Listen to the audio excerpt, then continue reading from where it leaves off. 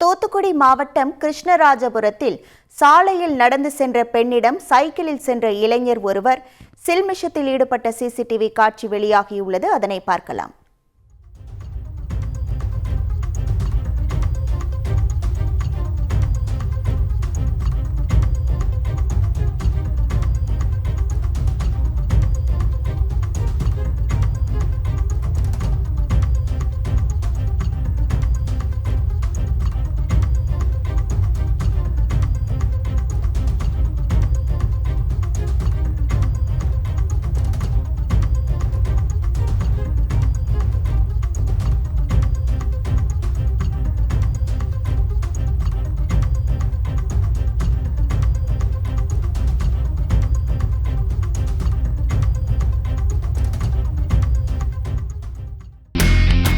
இனி செல்லும் இடமெல்லாம் செய்தி.